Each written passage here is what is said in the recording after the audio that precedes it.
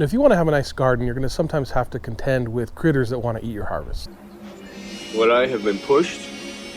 I think it's about time that somebody teach these varmints a little lesson about morality and about what it's like to be a decent, upstanding member of a society. In this video, I'm going to tell you about how to keep those critters away and keep more of that harvest for yourself, so stick around.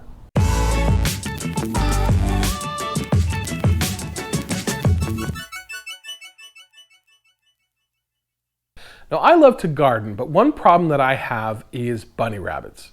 They climb under the fences and they get into my garden and eat my plants.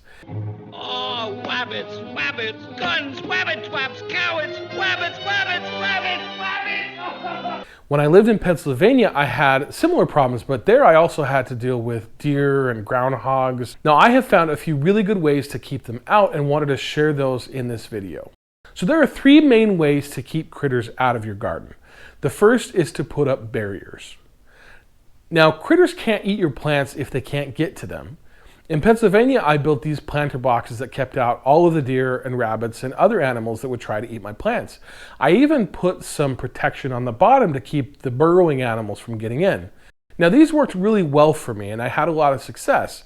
You can find lots of other designs out there and they all work pretty well, but sometimes you don't necessarily want to make your garden a fortress. And so in those cases, there are a few more options for keeping out pests. The next thing to do is to scare them away. It's basically the same concept as a scarecrow in a field. Don't be silly, Toto. Scarecrows don't talk. It's pleasant down that way, too. You want to make them think that there's some danger and so they avoid it. There's a few ways to do this. One thing I've seen is they actually make these devices that create ultrasonic sounds to keep the pests out.